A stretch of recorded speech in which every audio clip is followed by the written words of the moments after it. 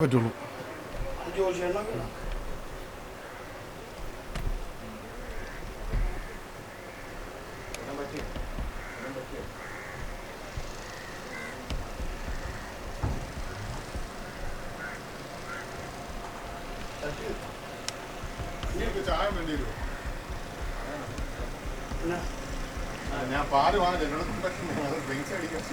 ചായ വേണ്ട, കട്ടൻ ചായ മതി. ഇനി വേണമെങ്കിൽ തന്നെ പാൽ ഏതായാലും വേണ്ട.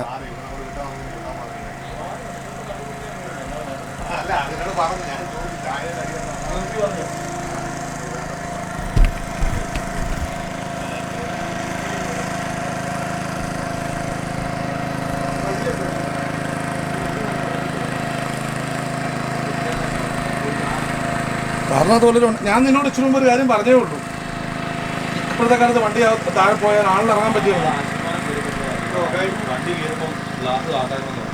എന്തായാലും കാരണം ഞാൻ ഇത് താഴെ പോയാൽ പുറം മുഴുവൻ ഇലക്ട്രോണിക്കാണ്. ഒരു കാരണവശാലും ഇറങ്ങാൻ പറ്റിയത്. ഞാൻ നമ്മൾ പറഞ്ഞില്ലേ, ഗ്ലാസ് പൊട്ടിക്കാനും പറ്റിയല്ല.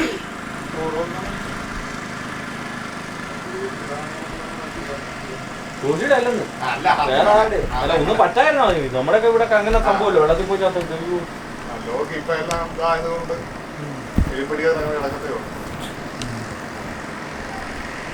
ഇത് കാവാലം ലിസിയല്ലേ? കാവാലം കുന്നും CMS അല്ലേ?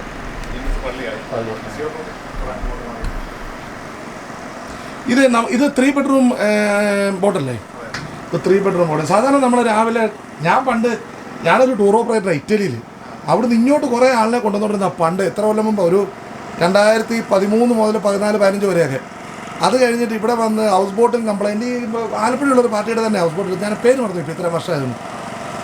അപ്പോൾ അത് ഹൗസ് ബോട്ടും വന്ന് കംപ്ലൈൻ്റ് ആയി. പിന്നെ ഇവിടെ വന്ന് ബന്ധ് ആകെ മൊത്തം പ്രശ്നമായി. പിന്നെ ഈ ടെമ്പോ ട്രാവലർ വരുന്ന ഡ്രൈവർമാർ ഈ പാർട്ടിയായിട്ട് ഒത്തുകൊണ്ട് അത് ശരിയല്ല, ആ ബോട്ട് ശരിയല്ല, ആ കാർഡ് ചെയ്തല്ല, അങ്ങനെയെല്ലാം മടുത്ത് ഞാൻ ഈ കച്ചവടം നിർത്തി പിന്നെ തിരിച്ച് അങ്ങോട്ടാക്കിയതാണ്.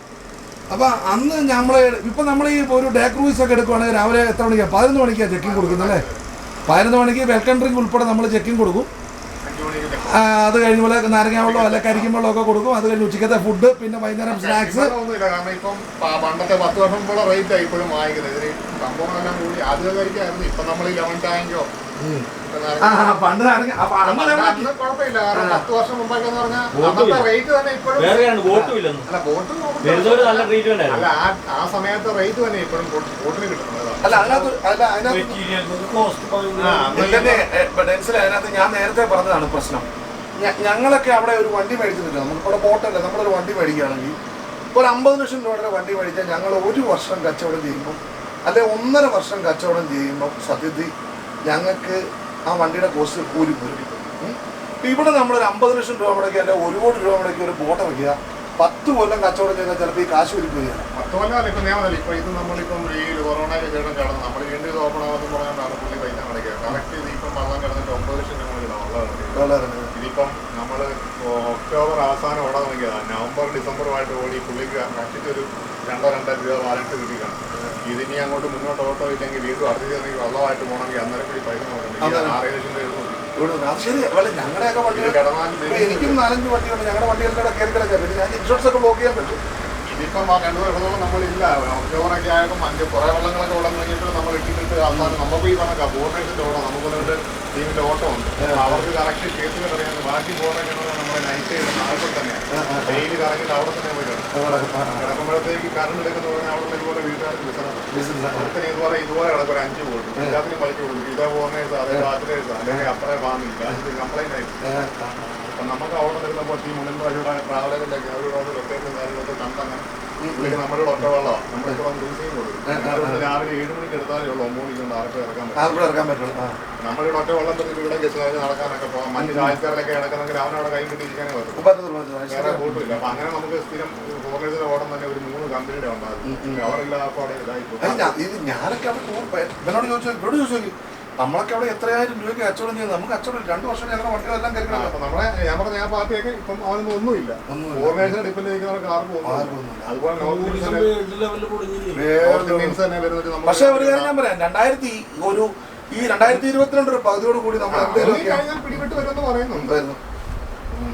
ഇന്ത്യൻസിന് തന്നെ നമുക്ക് ചെയ്യുന്ന ഒരു കമ്പനി ഉണ്ട്. മിനിമം 50 ഓട്ടം, 50 സിംഗിൾ തന്നെയാണ് ഒരു 50. എന്നിട്ട് അവരിങ്ങനെ ഷെയർ ചെയ്ത് AC കൊടുത്ത് പ്രീമിയം ആക്കി സിംഗിൾ കപ്പിൾസ് ഒക്കെ ഒറ്റ റൂം ആയിരിക്കും ബുക്ക് ചെയ്തത്. അവനൊരു ചെറിയ സിംഗിൾ വേണം, അത് കണ്ടോ സിംഗിൾ ബെഡ്റൂം അതിലൊക്കെ കയറ്റി കാണിച്ചിട്ട് പറയും ഇത് നിങ്ങൾക്ക് 3 റൂമുണ്ട്, നിങ്ങൾക്ക് താല്പര്യമാണെങ്കിൽ ഓക്കെ 3 റൂമിൽ 3 ഗസ്റ്റ് കാണും, ഓക്കെ ആണ് കയറിക്കോളാൻ പറയും. AC ഒക്കെ ഇട്ട് തണുപ്പിക്കാൻ കൊണ്ടിട്ടേ ആ വെള്ളമൊക്കെ റൂം സ്പേസും ഇതൊക്കെ കണ്ടു കഴിയുമ്പോഴത്തേക്ക് പിള്ളേർ വന്നു കഴിയുമ്പോൾ ഞങ്ങൾക്ക് അല്ല ഇനിയിപ്പോ നമുക്ക് രക്ഷ ക്വാളിറ്റി കൂട്ടുക.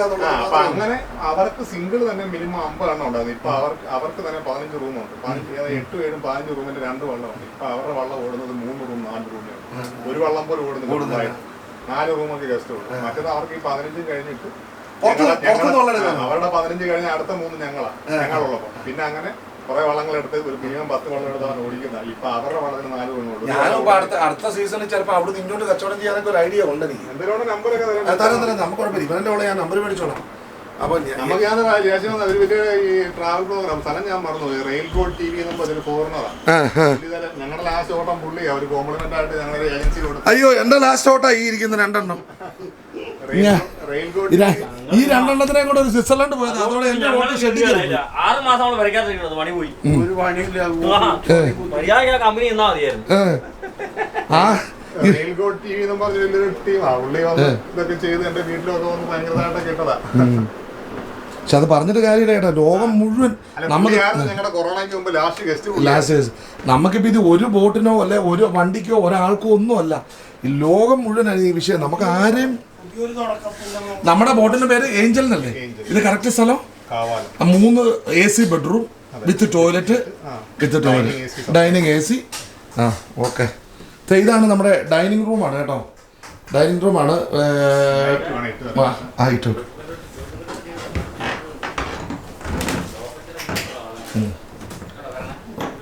ഇത് നമ്മുടെ ഡൈനിങ് റൂമാണ് ഇതിൻ്റെ. അപ്പോൾ 2 4 പേർക്ക് ഇവിടെ ഇരുന്ന് ഫുഡ് കഴിക്കാൻ പറ്റും. ഇത് കണ്ടില്ലേ ഗ്ലാസ്സും ഒക്കെ ആയിട്ടുള്ള സംവിധാനമാണ്. അടിപൊളി സെറ്റപ്പാണ്. TV ഉണ്ട്, എല്ലാ ലൈഫ് ബോട്ടുണ്ട്, എല്ലാ സംവിധാനവും ഉണ്ട്. ഇതാണ് ഇതിൻ്റെ ഡൈനിങ് റൂം. ഡൈനിങ് റൂം കഴിഞ്ഞ് കഴിഞ്ഞാൽ പിന്നെ ഞാൻ നിങ്ങളെ ഓരോ ബെഡ്റൂമും കാണിക്കാം. ഇതാണ് കോറിഡോർ. കംപ്ലീറ്റ് കർട്ടനും ഒക്കെ ആയിട്ട് നല്ല സ്റ്റൈലാക്കി.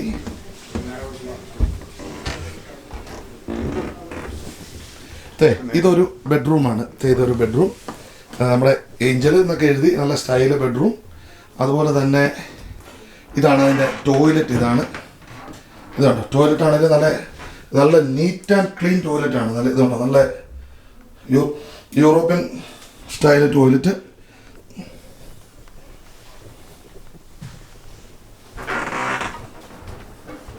ഇതുണ്ടോ അടുത്ത ഇതിൻ്റെ കൈ കഴുകാനുള്ള സംവിധാനം. അതുപോലെ ഗ്ലാസ്.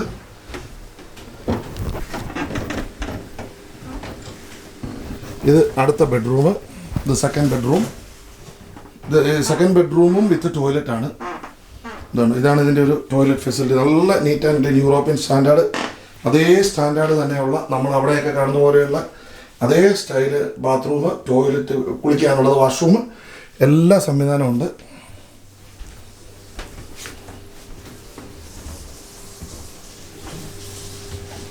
ഇതാണ് സെയിം അതേപോലെ തന്നെയുള്ളതാണ് നമ്മുടെ 3ാമത്തെ ബെഡ്റൂമും. ഇതാണ് ഞാൻ ബെഡ്റൂം നിങ്ങളെ കാണിക്കുന്ന. ഡബിളാണ്.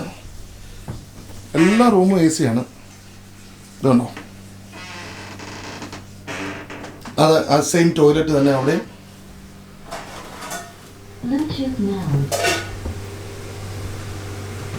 ഇതാണ് കിച്ചൺ. ഇത് ബോട്ടിൻ്റെ ഏറ്റവും പുറകിലാണ്. ഇതാണോ? ഇത് നമ്മുടെ കുക്കാണ്, ഷെഫ്. ഇത് കണ്ടോ നമ്മുടെ കരിമീൻ ചെത്തി വെച്ചിരിക്കുന്നു.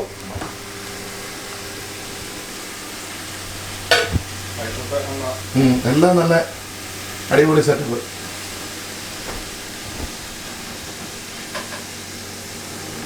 കള്ളു കുടിക്കാൻ ഗ്ലാസ് ഒക്കെ നല്ല സ്റ്റൈലൻ ഗ്ലാസുകൾ തന്നെ വെച്ചിട്ടുണ്ട്. ഓക്കെ.